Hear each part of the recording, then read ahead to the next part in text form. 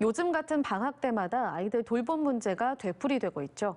그래서 춘천에서는 공적 돌봄의 빈자리를 민간단체가 채우는 방식이 시도되는가 하면 부산과 대전에서는 돌봄 시간을 퇴근 시간 이후로 늘리겠다고 발표했습니다. 하지만 해결해야 할 과제도 적지 않습니다. 허주희 기자가 취재했습니다. 춘천의 한 초등학교. 학교에서 운영하는 돌봄 교실입니다. 경쟁률이 4대 1에 이를 정도로 돌봄 수요는 많은데 감당할 수 있는 여건이 되지 않자 학교 공간을 민간 단체에 열어줬습니다. 그래서 이번 방학 동안 돌봄 교실 4개 반을 더 운영할 수 있게 됐습니다.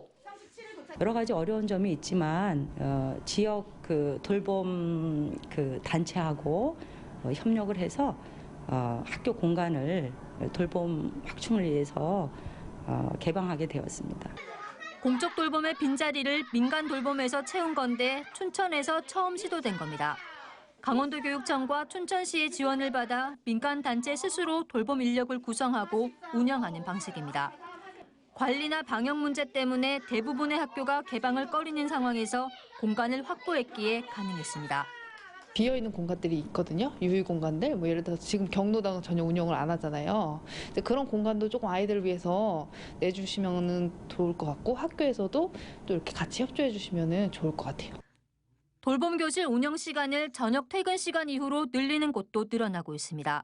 대전교육감은 오는 3월부터 모든 초등학교 돌봄 운영 시간을 오후 7시까지 연장하겠다고 발표했습니다. 하지만 이를 위해선 돌봄 전담사 문제를 먼저 해결해야 합니다. 실제로 최근 부산교육청이 초등 돌봄 시간을 오후 7시까지 연장하겠다고 발표하자 돌봄 전담사들이 8시간 전일제 근무 전환 등을 요구하며 강하게 반발했습니다. 강원도교육청도 이런 문제로 노사 협상을 진행 중이어서 아직은 조심스런 입장입니다. 돌봄 시간 확대에 대해서 의견 조사를 2월 19일까지 할 예정입니다.